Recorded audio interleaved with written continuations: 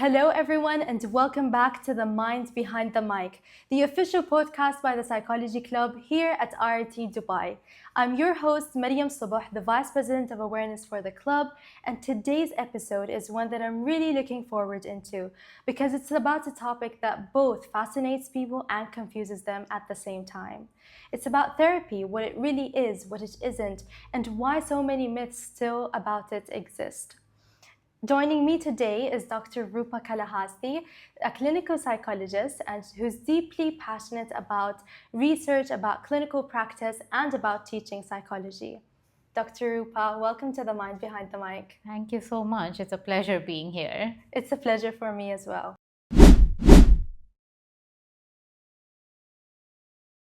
So let's start, Professor, from the beginning, that spark and that moment that turned that curiosity into a calling. And I want to ask you, Professor, what inspired you to do psychology and later specialize in clinical psychology? Thank you for the question. I think it's very important for all of us to trace our journey, sometimes even reflect on the journey. So for me, I was in the 8th grade when I decided that I wanted to study psychology and be a psychologist. I had someone in my family experiencing a lot of forgetfulness without people like really looking into it and saying, why would someone experience forgetfulness? So it was just seen as a natural part of aging as compared to figuring out, is there a neurobiological basis to it? Is there a clinical basis to it? And that got me very curious because medical doctors don't have the answers to a lot of questions that are related to our mind, related to our cognition, perception, memory, attention, etc. So that was when I figured that this was a calling. And a career counselor in my school came and said, for those of you who are not wanting to become doctors, but still want to help people and be in the service profession, have you heard about psychology? And I hadn't. And I think that's when I looked up, I asked a lot of people, spoke about it. And then by the time I got into my bachelor's degree, I knew that I wanted to do clinical psychology because I wanted to do something that was public facing, like people facing. Mm-hmm. So trying to understand why certain people experience certain difficulties, why others don't, what are some strengths, what are some challenges that individuals with mental health face. So a lot of curiosity came through with the training that I had when I was in my undergraduate degree. So that led me to do my PsyD, which was specifically in clinical psychology, focusing on psychodynamic psychotherapy. Yeah, and I feel like 8th grade it's a blessing that you knew your passion from that time because some people take really long to find out what they're really passionate about. Yeah. So, Professor, if I ask you, what's the most rewarding thing about teaching psychology and being a psychologist to you, what would that be? I think for me, the most rewarding part is the fact that we're talking about mental health. It's been absent for so long where we've not given any focus to mental health. Students are now curious about psychology, curious about mental health and well-being, and it's becoming a mainstream topic of conversation. So that's one of the most rewarding things about teaching this field, because when I was learning this, there were hardly professors talking about this. So that's where it becomes very satisfying to pass that information on to the next generation who's doing a much better job at it than we are. In terms of being a psychologist, I think I have one story that I want to add that can help understand why this is rewarding. Yes. When I was working as a psychologist, and I continue to do so with a homeless shelter in India, there was a woman who was unfortunately trafficked from a neighboring country, didn't speak the language in India. Over a period of time, she was at the shelter for 4 years, and I started seeing her because she was complaining about gastric issues. In the span of the 4 years, unfortunately, no one sat down and had a conversation with her like psychologists would. And no one asked her anything about home. And when I met with her, did the intake session, did her initial assessments, did a lot of therapy sessions with her, I started figuring that her memory was coming back in terms of where her home was. So one of the things that I was able to do was reach out to the embassy of her country, reach out to the consulate, reach out to NGOs in her home country and send her back home. So I feel like with all the 10, 12 years of practice that I've had, like that has been one of the most rewarding thing for me. And I know that other patients over a period of time have also had such impacts in their life because of the small services that we provide. So I think it's the curiosity, the empathy, and all of the therapeutic factors that we talk about that helps individuals open up, share what they're going through, be vulnerable, and that leads them to grow in their lives as well. Yeah. I hope like this is the type of impact that we also get to make on other people, because it's a very meaningful and life fulfilling impact. And I feel like this is very inspiring for psychology students to hear that are going through this path towards like that career as well. Yes, for sure. Yeah. Now let's dive deeper into something that every psychology student or even psychology professional they encounter, which is all the myths and misconceptions about therapy. So, Professor, there's this gap between what therapy actually is and what people think therapy is. And that's probably due to all of this pop psychology that's trending across the social media or even in movies. And I find this as an opportunity to explore these myths with you. So, Professor, if there is one misconception about therapy that is very common, that you want people to unlearn, what would that misconception be? I think the main most important thing that I would want to clarify and make sure that people gain better understanding about this is the fact that therapy is not supposed to be getting answers directly from another person. So a lot of people have this myth that if I go to therapy, I talk to my therapist is going to give me all the answers and my life is going to be great. It doesn't work like that. So therapy is a lot of work that you have to do by yourself. Therapy is a lot of guidance that you get from your therapist that moves you in a particular direction. The therapist does not make decisions for you. The therapist does not give you direct, clear advice saying this is good for you, this is bad for you. The therapist is there to help you process and grow in this process of making mistakes and learning from mistakes. So that's one of the myths that even in today's generation, like people think that if you go to therapy, it's just going to magically solve all your problems because the therapist is going to tell you what to do. Therapists don't tell you what to do. So I think that's one of the big myths that I would want to, I know it's bursting the bubble for some people, but I think it's an important myth to clarify. And Professor, why do you think these myths exist, especially like the myths about therapy that only crazy and people with serious psychological issues need to go to therapists? Right, but I think the reason why something like this exists is because in the evolution of mental health, evolution of psychological disorders, they've become a conversation only for severe chronic issues that people have seen. Individuals have not really taken time to reflect and see how mental health or therapy or even just plain simple empathy on a day-to-day basis can impact them. So these are not conversations that have come into the mainstream. When do we notice these severe and chronic issues? When we see external behavioral issues, when we see people acting abnormal, as it used to be called before, and it's something that's out of what we are used to on a day-to-day basis. So mental health was focusing just on the fact that they are not similar to us, they are different than us, which is why they need treatment, which is why they need to go to therapy.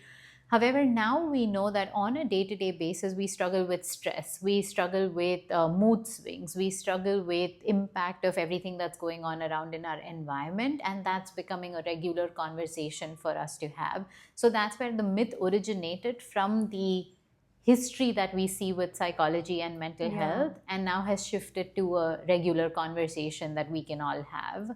Yeah, I agree, because I remember also when we were taking the course Psychological Disorders, I took it with Professor McCarthy, and he told us that the original name of this course was Abnormal Psychology. Yes. And he was like, we don't like this about we're not naming people abnormal because they're having mental issues, and that is why the course's name was Psychological Disorders, which kind of illustrates the shift that you're talking about.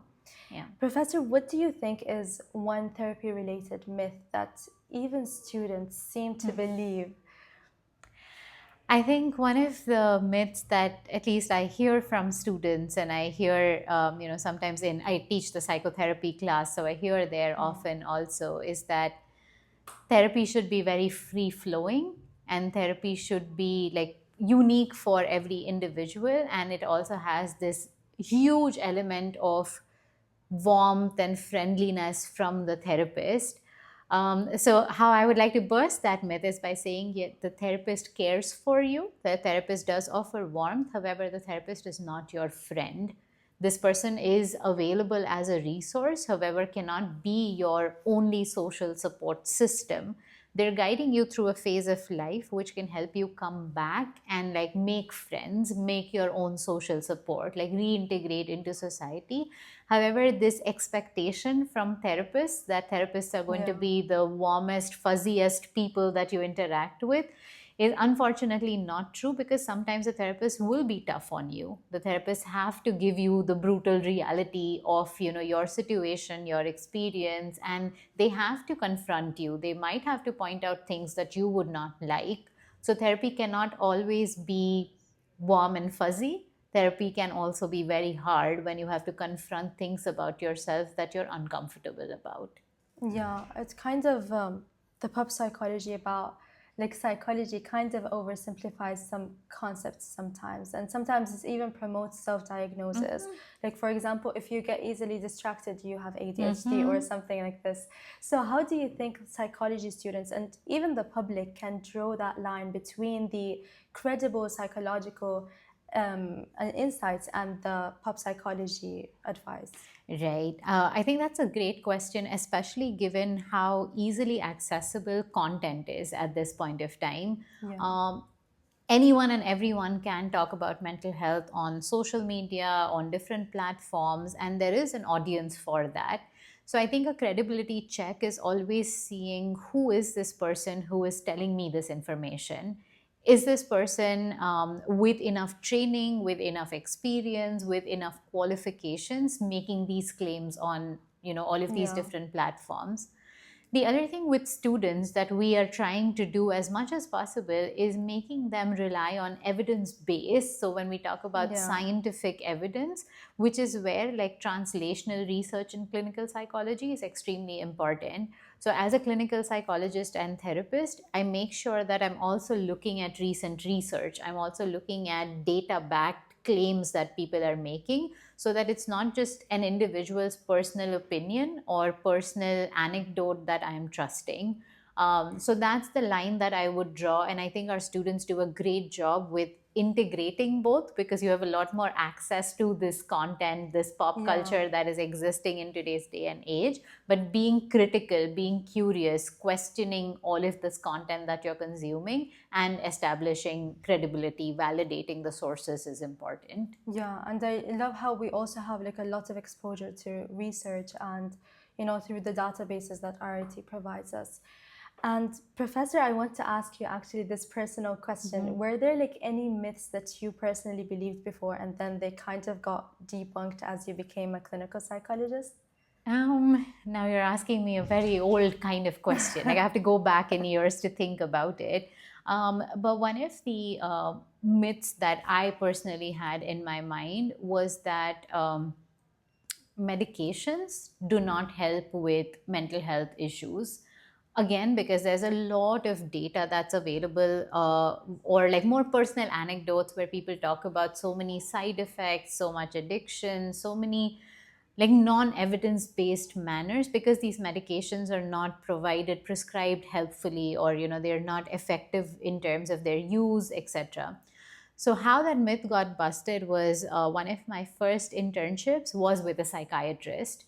And what helped me was watching them work in collaboration with psychologists. So using psychological assessments, screeners, therapy, as well as like regular outcome monitoring, and how that collaboration between a psychiatrist and psychologist had the best impact that a patient could experience.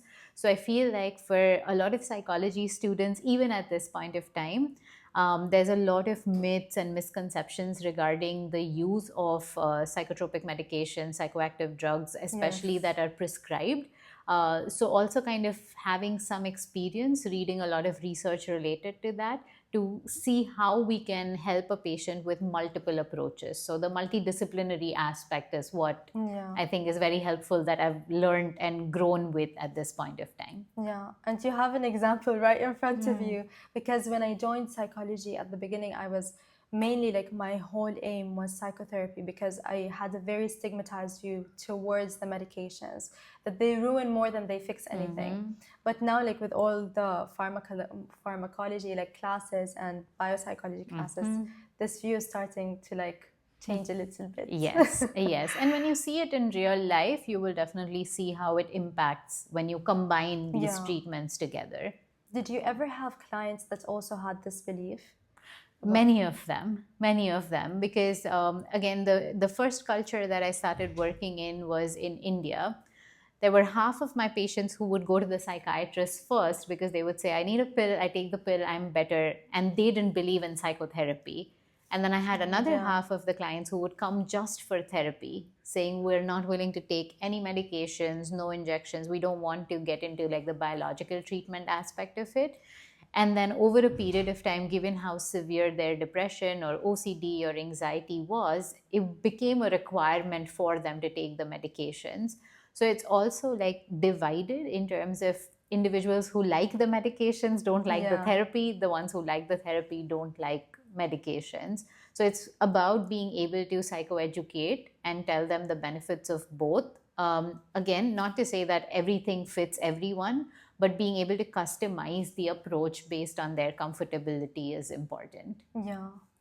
And also, Professor, like, I'm kind of reflecting back on the classes when we throw these craziest scenarios that might happen, that maybe they don't even happen, but like that might happen in therapy, and you give us like those nicely phrased, regulated like responses that would not trigger anyone.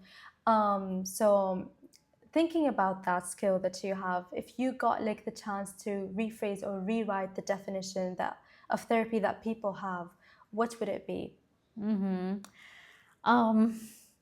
I would rephrase it to say that therapy is a professional service provided by individuals who have expertise in mental health, in treatment interventions, and research backed abilities to provide these interventions, and collaborating with individuals who are experiencing any current psychological distress, psychological disorder, or any adjustment based issue.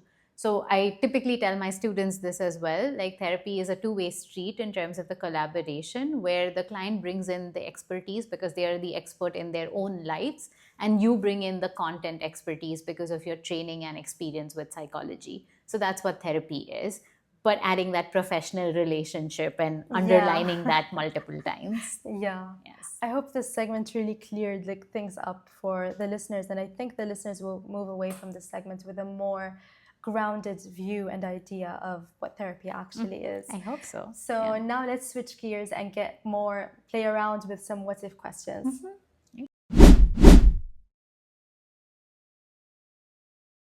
Now, like, with the following what if questions that I bring your way, I want you to like answer with the first thing that comes to your mind. And the first one that I want to ask you is that if empathy was a superpower with one weakness, what would that one weakness be? The one weakness would be that you can overdo it. So we know that compassion fatigue exists. We know that over empathizing can also be burdensome to the individual. So I think the fact that it can be overdone is a weakness with empathy. Yeah. And also, Professor, now, like, I want to ask you the podcast signature question. If you were to design a course here at the university that every student had to take, what would that course be?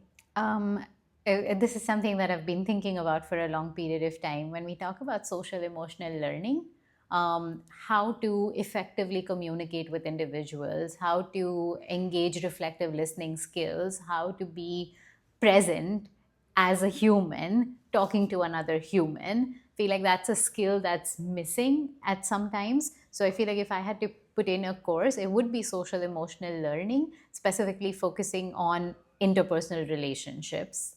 Yeah. And if you could instantly remove like one misconception about therapy, what would it be? that therapy is not for everyone. Therapy is for everyone. So the misconception that therapy is not for everyone, I would definitely want to take that away. Yeah, I mean, like, I really like those what if questions because they help us they help us like gain a deeper view of your perspective on some things. And now I want to go on a lighter note with the rapid fire round. So now, Dr. Rupa, I want to ask you quick questions, quick answers. Of course, don't overthink, okay? So now the first one is therapy in one word. Of a collaborative professional relationship to help someone. I know that's not one word, but that's a phrase to capture it. I mean, it's also unrealistic to have it in one word, but I wanted to see how that goes. Also, Professor, what's the most powerful emotion to witness in a session?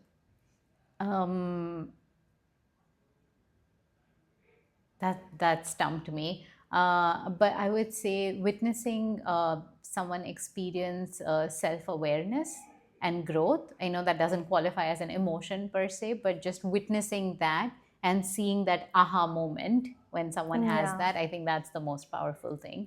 And like this is a personal follow-up question, but do you often like see that aha moment in the clients, or is it always like, it's hard to see it?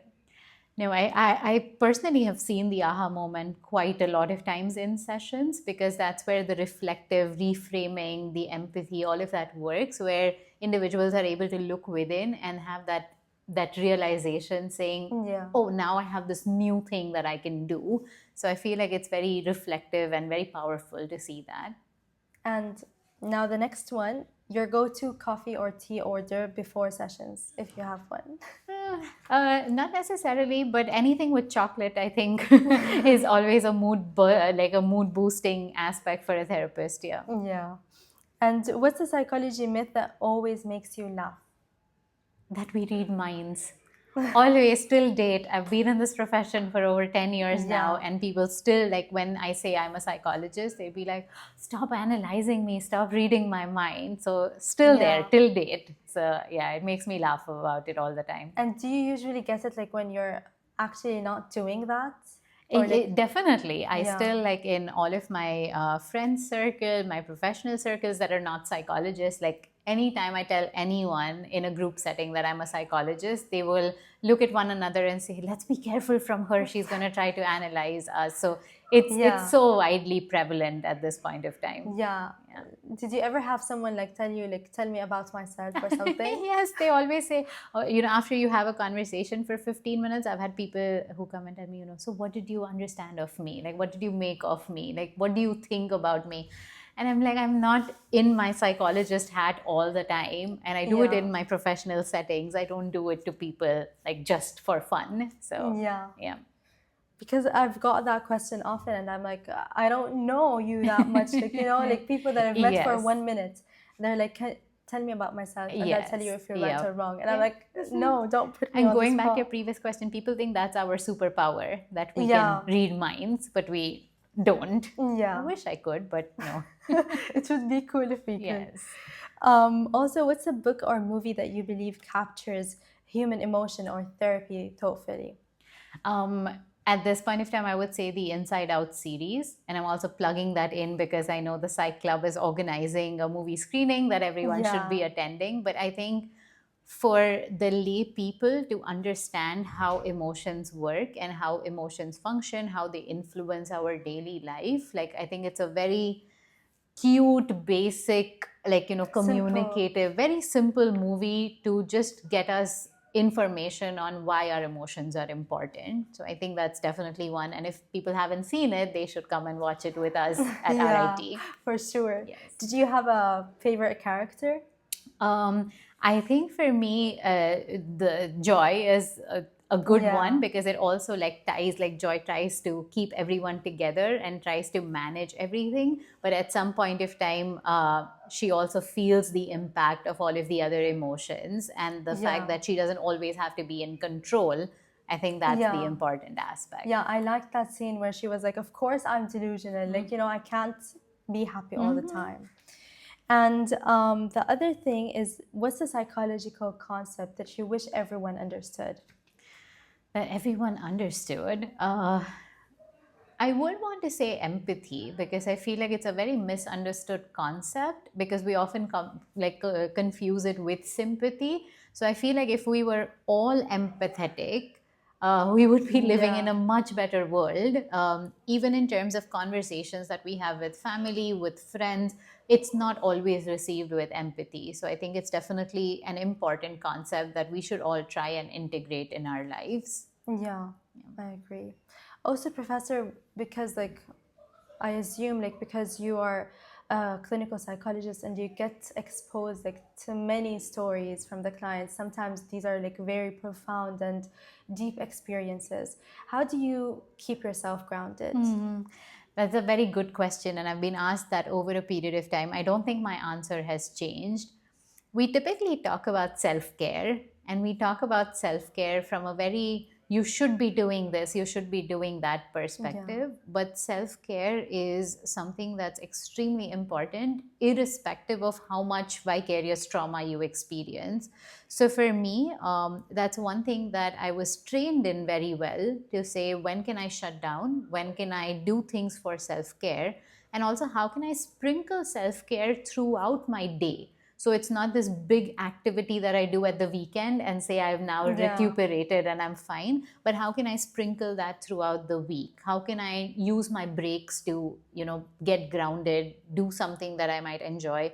One thing that I do out here, and students often see me do that, is also I take breaks. I go down, I take a walk, I go back up again. But as a practitioner, like that's one thing that's always been helpful, like between sessions, how can I get grounded, do some breathing, do some mindfulness, journal a little bit, also like write up yeah, my thoughts. um, if I need to do a bigger activity, how can I like find time to do that as well, and not just like one activity in 6 months. Like it needs to be something that we do on a day-to-day basis. So I have my set of things that I have been doing ever since I've been a practitioner, and I continue to do that, and that helps for yeah. sure. And it might be like overwhelming sometimes to make some space for yourself only. So, what's like one tip that you could quickly give about like how we could make that time for us? Yeah, I think it's about prioritizing. And I know it's difficult and it sounds very, like when I say it, it sounds like, "Oh, it's not that easy." I know it's not that easy. There Yeah, are times when I fail to do so as well. I'm a big proponent of self care, but there are times where I work from 9 to 9 without breaks, and that's not healthy either. But also recognizing that is important. So we may say that we want to keep this time for self care. However, we may not keep it, but can we be flexible and add something else? So the yeah, adaptability and flexibility is also, helpful. So if you say, I want to work out every single day, that's my self-care, it's not realistic sometimes. So then we can say, okay, if I do this yeah, 4 out of like 7 days, the other 3 days, can I do a smaller, lesser time consuming activity? Can I replace it with something as simple as, I'm going to walk for 10 minutes? What is it that you can do to be flexible and adaptable with your self care routine as well? yeah. Yeah. That's an insight that we should be all taking. And now let's close with some final reflections.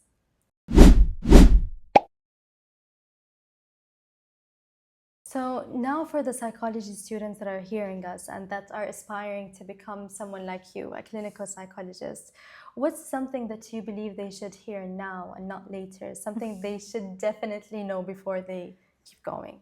Um, I think one thing that I always tell my students, and I wish I knew this before, I thought that, once you get your master's degree, you can practice and work with patients. Once you get your doctorate, you can practice and work with patients.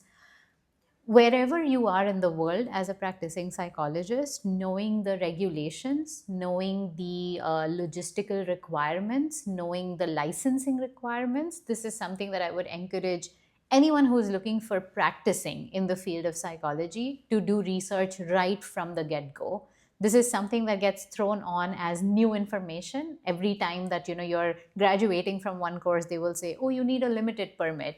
Graduate from another course, they will say, oh, you need 2 years of postdoc experience. These are things that people throw at you, unfortunately, at times when you feel like you are now ready to be a practitioner. So starting from the get-go, like knowing what are the requirements to be a clinical psychologist, to be a psychotherapist in whichever location you aim to practice. So I think that's extremely important. I know it's very logistical and practical in nature, but that's one thing that always stumps me. And I feel like students should be aware of that process beforehand. And it can also like help prevent us from being demotivated every single time we find another like milestone we have to pass. Yes, for sure. And Professor, because like most of us aspiring to become clinical psychologists want to be good therapists, how do you define a good therapist in your point of view? I think for me, a good therapist is someone who can be a good listener, someone who can sit with you and be present even during the difficult moments, and someone who can reflect back and also share how they're genuinely feeling in that moment. So someone who's authentic. So these top three things I would say in terms of just being human. This is one thing that one of my professors or supervisors from the New York campus used to say, that at the end of the day, therapy boils down to a human and human connection. It's just one human being sitting with another human being to be helpful. So if we can be like really good humans and have that human presence and not be caught up in like making notes or, like I have to type this into the system or I have to, keep track of things, that's going to lose that human to human connection. So how can we enhance and keep that connection in the moment with empathy, genuine listening, and authenticity? Yeah. And it's kind of challenging not to take notes while the client is speaking, especially if like I want to have a look at it later. And does that happen? Like in therapy, you look at the notes later and you kind of... You do, which is why what you typically do is as soon as you end the session, you have like a window where you put in all your notes and you write down everything. You can like take a pen and write like important things during the session, but if you're like constantly like this, that's going to put off the client because you're not really connecting with them and they're just becoming a case for you then. Yeah. And finally, Professor, what's one thing you want every listener, not just psychology students, whether they were psychology students or not, faculty, staff, students, whatever. What's one lesson that you want them to take away from this episode about therapy and mental health? I think I would highlight the fact that mental health and therapy is for everyone. It's not just unique for individuals experiencing certain troubles. Like we all think, we all feel, we all behave in certain ways. We all have our triggers or push buttons or whatever you want to call it. So I think I would want them to take this fact and hold it close to them, that mental health is something that needs to be in conversation, needs to be in mainstream, and needs to be thought about on a regular basis. It can't be an afterthought. Yeah. And Dr. Rupa, I really want to thank you for joining me today and for helping us debunk those myths together and for sharing your insights and giving us that deeper appreciation of the world of therapy. Thank you so much, Professor. Thank you so much for having me. Thank you. And to everyone listening, thanks for tuning in to The Mind Behind the Mic. If you enjoyed this episode, make sure you subscribe to our channel and you follow the Psychology Club on Instagram and LinkedIn for any updates about upcoming events and guests. And until next time, stay compassionate, stay curious, and most importantly, like always, keep questioning the mind behind the mic.